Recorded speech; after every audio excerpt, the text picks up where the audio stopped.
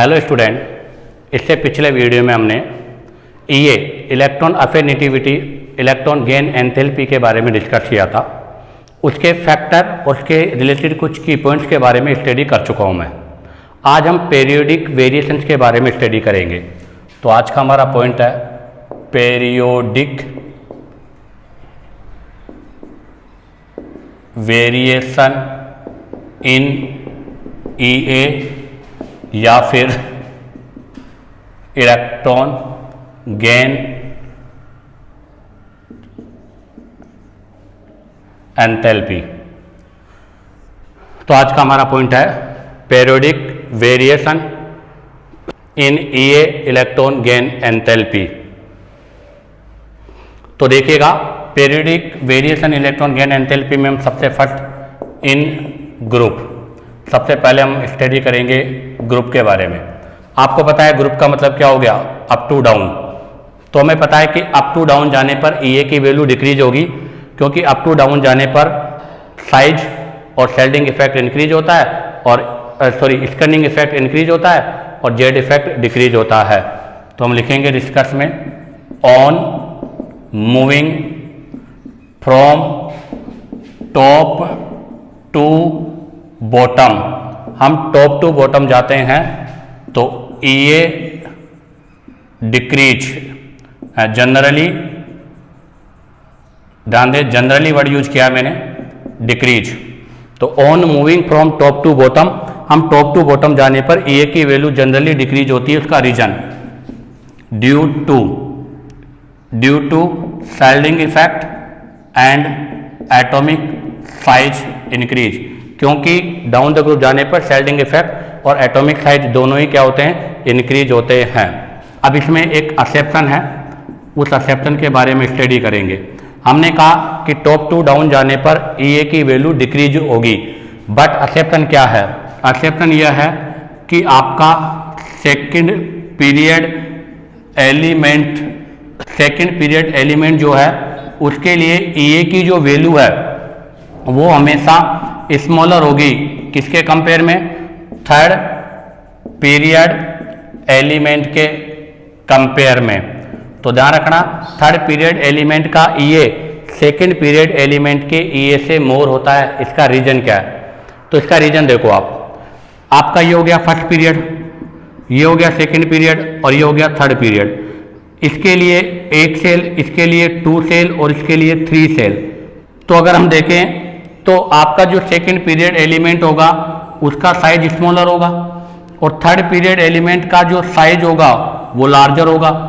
अगर इसका size smaller है तो यहाँ पर इलेक्ट्रॉन डेंसिटी मोर होगी, यहाँ पर इलेक्ट्रॉन डेंसिटी लेस होगी। अब आप देखो, अगर इसका साइज छोटा है तो इसके अराउंड इलेक्ट्रॉन डेंसिटी क्या होगी, मोर होगी। इलेक्ट्रॉन डेंसिटी मोर अराउंड न्यूक्लियस। तो ध्यान दें, इसका स्मॉलर साइज होने की वजह से इसके अराउंड इलेक्ट्रॉन डेंसिटी मोर होती है। अब अगर इसके अराउंड इलेक्ट्रॉन डेंसिटी मोर होगी तो हमें क्या होगा, यहाँ पर more repulsion between incoming electron and negative charge या इलेक्ट्रॉन डेंसिटी। तो ध्यान दें, इसका स्मॉलर साइज है और स्मॉलर साइज होने की वजह से आने वाले इलेक्ट्रॉन और इलेक्ट्रॉन डेंसिटी के बीच में रिपल्सन होगा और रिपल्सन होने की वजह से इसका ईए क्या होगा, लेस होगा। अब आप देखो, यहाँ इसका साइज बड़ा है, साइज बड़ा है तो इसके अराउंड इलेक्ट्रॉन डेंसिटी क्या होगी, लेस। तो हम यहाँ लिखेंगे electron density less around nucleus. यहाँ पर न्यूक्लियस के अराउंड इलेक्ट्रॉन डेंसिटी लेस है, इस वजह से रिपल्सन भी क्या होगा, लेस होगा।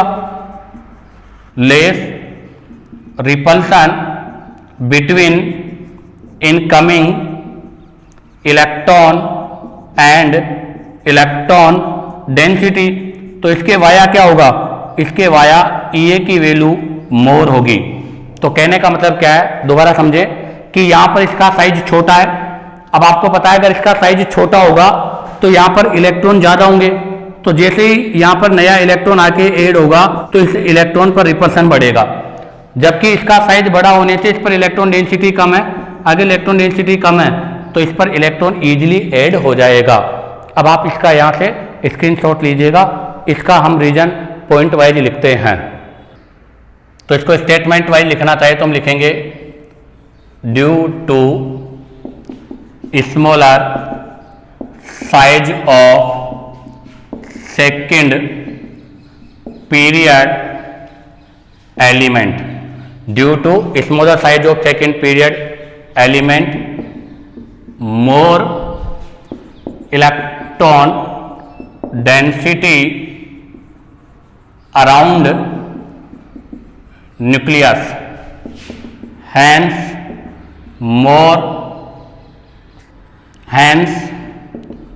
incoming electron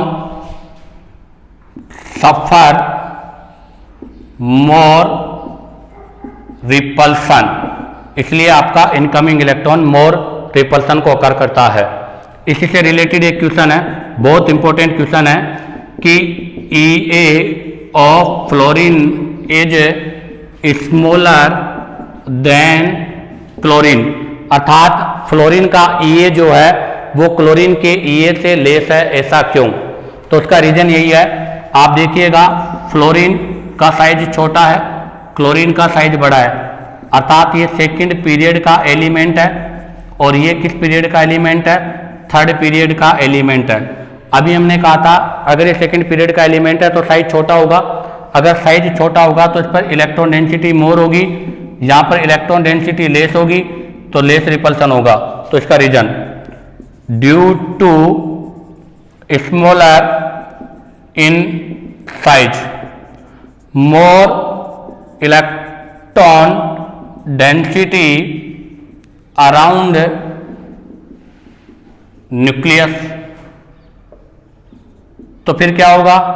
मोर रिपल्सन, तो यहां पर repulsion, more repulsion on incoming electron, इसलिए क्या होगा? Less EA। जबकि आप यहां देखो larger size of chlorine, less electron density around nucleus, तो क्या होगा? Less repulsion between, less repulsion on incoming electron, तो क्या होगा? मोर EA होगा। तो ध्यान दें EA of fluorine is smaller than chlorine, तो सिंपल बात यही है कि अगर साइज छोटा होगा तो इलेक्ट्रॉन डेंसिटी मोर होगी, इलेक्ट्रॉन डेंसिटी अगर मोर होगी तो सिर्फ पे रिपल्सन मोर होगा, और अगर रिपल्सन मोर होगा तो EA की वैल्यू क्या होगी? लेस होगी। अब हम यहाँ से नेक्स्ट ग्रुप के बारे में स्टडी करेंगे। तो देखिएगा, सबसे बात करेंगे ग्रुप नंबर 17। आपको पता है ग्रुप 17 में कौन होता है? फिल, कल, बाहर, आई, फ्लोरीन, क्लोरीन, ब्रोमीन और आयोडीन। अब आप देखो ये सेकंड पीरियड का है और ये थर्ड पीरियड का है। तो अभी हमने कहा था कि डाउन द ग्रुप जाने पर EA की वैल्यू डिक्रीज होती है, बट थर्ड पीरियड की सेकंड पीरियड से क्या होगी? मोर। तो बताओ इसका ऑर्डर क्या होगा? तो इसका ऑर्डर होगा क्लोरीन, फ्लोरीन, ब्रोमीन और आयोडीन। अब लो ग्रुप नंबर 16 अर्थात ऑक्सीजन फैमिली, ओल्ड स्टाइल से टीपो, डाउन द ग्रुप जाने पर EA डिक्रीज होता है और ये एक एक्सेप्शन है, बहुत इंपॉर्टेंट क्वेश्चन है, ये बहुत ज़्यादा एग्जाम्स में पूछा जाता है। तो यहाँ भी ऑक्सीजन का सल्फर से कम होगा तो सल्फर का मोर होगा, बट ऑक्सीजन का EA सबसे लेस होता है क्योंकि ऑक्सीजन पर इलेक्ट्रॉन डेंसिटी मोर है और साइज बहुत छोटा है। तो सल्फर, सल्फर के बाद में सेलूरियम, सेलूरियम के बाद में टेलूरियम और सबके लास्ट में कौन होगा? ऑक्सीजन। अब आ जाइएगा ग्रुप नंबर 15। ग्रुप नंबर 15 बोले तो नाइट्रोजन फैमिली, इसको बोलते हैं, ध्यान दें, हैलोजन, इसको बोला जाता है ऑक्सीजन फैमिली, इसको क्या बोला जाएगा? Nitrogen family. तो बताओ क्या होगा नाइट्रोजन फैमिली में? नेपाल, पाकिस्तान, ऑस्ट्रेलिया सब। तो यहाँ पर फास्फोरस का नाइट्रोजन से ज़्यादा होगा, बाकी ऑर्डर वही रहेगा, अर्थात डाउन द ग्रुप जाने पर ए की वैल्यू डिक्रीज होगी। अगर हम बात करें ऐसे ही ग्रुप नंबर 18 का मतलब जीरो ग्रुप, तो वैसे तो हमें पता है कि जीरो ग्रुप का ए बहुत ही कम अर्थात पॉजिटिव में होता है। तो कौन सा होता है zero group? Helium, neon, argon, krypton, xenon, radon.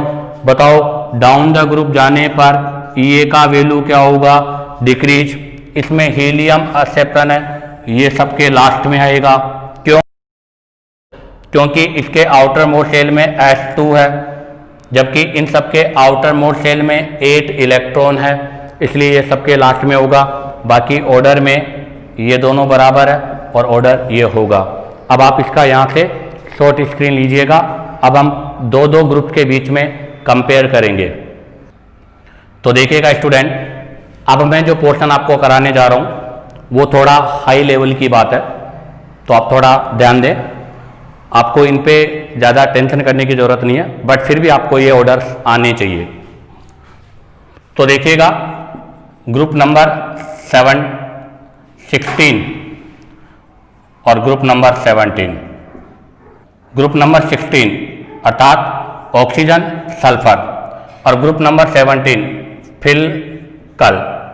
अब हमें पता है कि लेफ्ट टू राइट जाने पर ए का वैल्यू बढ़ता है, तो इसमें ऑर्डर ये होगा, अर्थात ग्रुप 17 का ए ग्रुप 16 के ए से मोर होगा।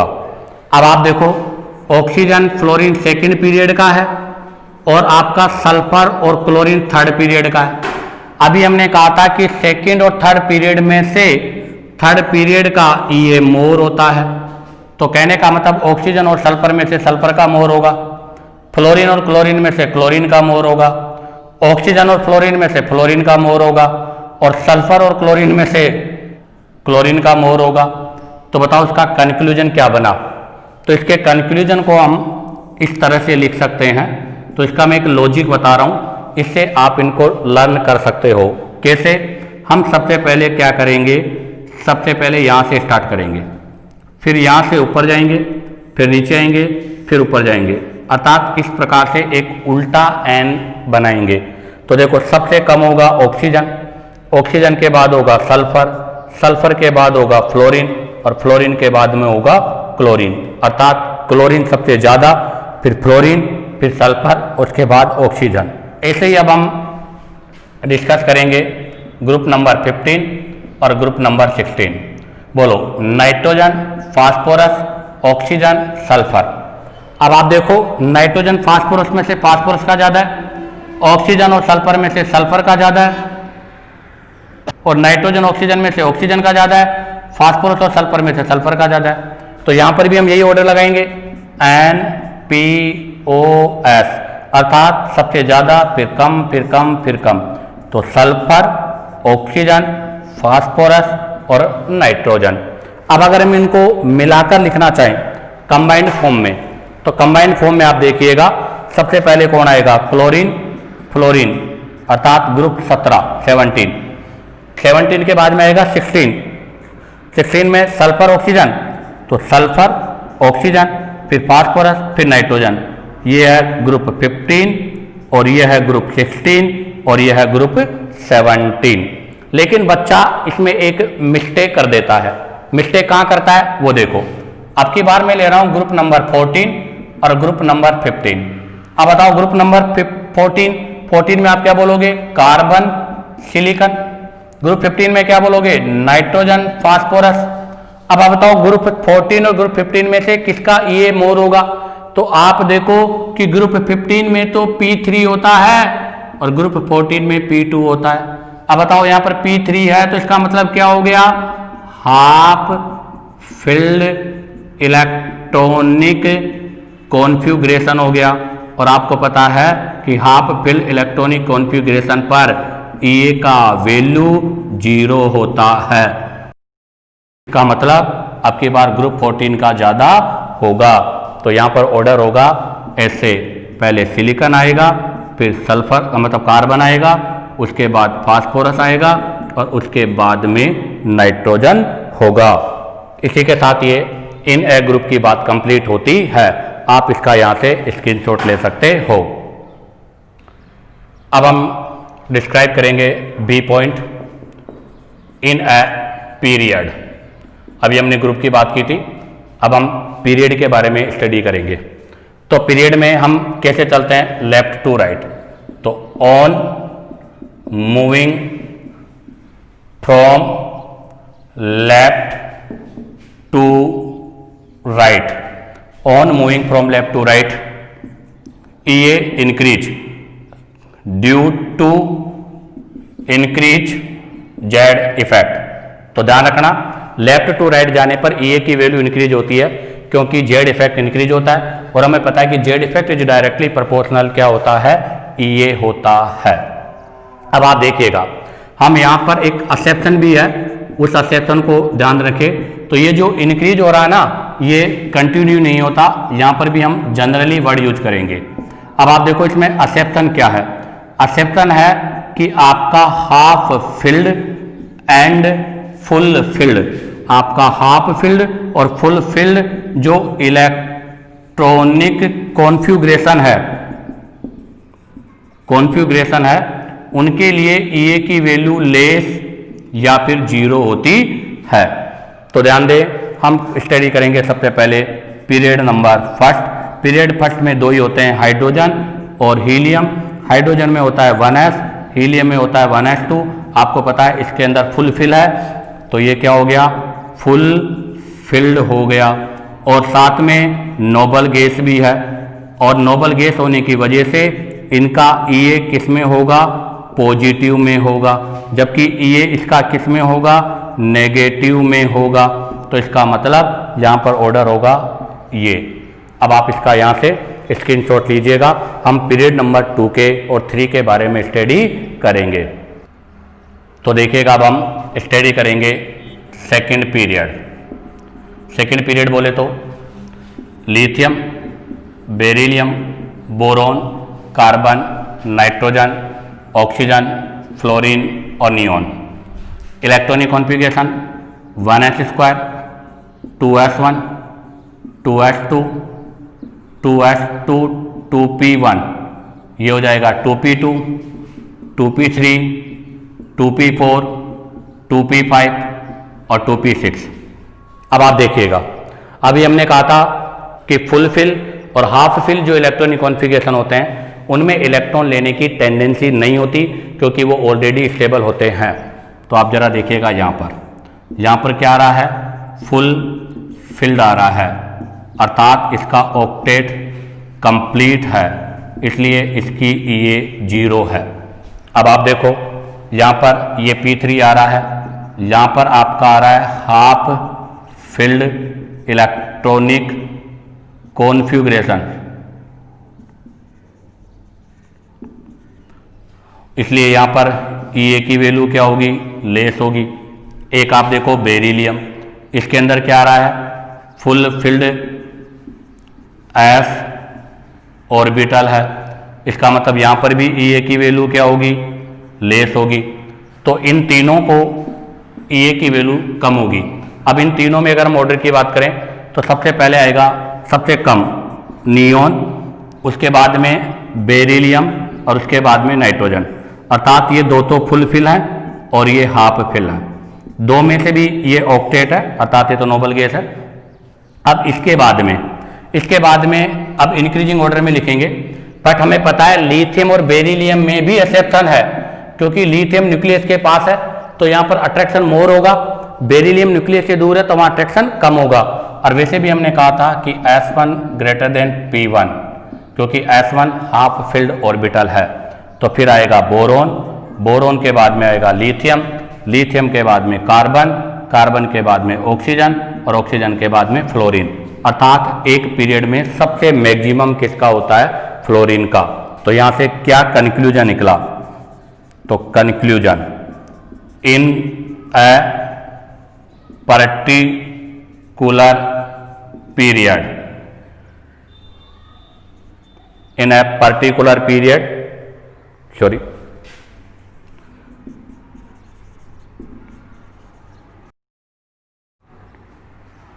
in a particular period, group number 18 noble gas element have 0 EA, इनका EA 0 होता है अर्थात सबसे कम होता है।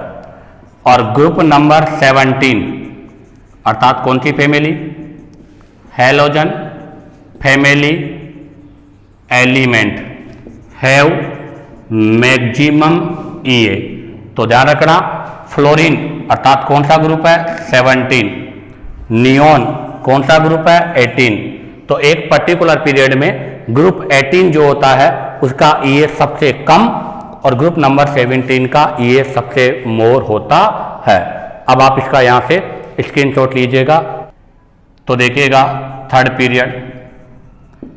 पीरियड में कौन होंगे, sodium, magnesium, aluminium, silicon, phosphorus, sulphur, chlorine, argon.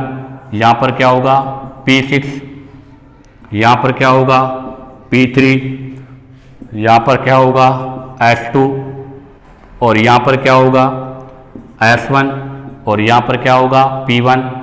तो बताओ ऑर्डर क्या होगा, सबसे कम होगा आर्गन नोबल गैस, उसके बाद में होगा मैग्नीशियम, उसके बाद फास्फोरस, ये तो हो गया फुल फिल, ये हो गया हाफ फिल, उसके बाद में एल्यूमिनियम, फिर होगा सोडियम, सिलिकॉन, सल्फर और क्लोरीन। इसी के साथ आपका ये पीरियोडिक वेरिएशन इन EA का पोर्शन कंप्लीट होता है। उम्मीद करता हूँ कि आपको वीडियो पसंद आया होगा। अगर वीडियो पसंद आया हो तो लाइक और सब्सक्राइब करना ना भूलें।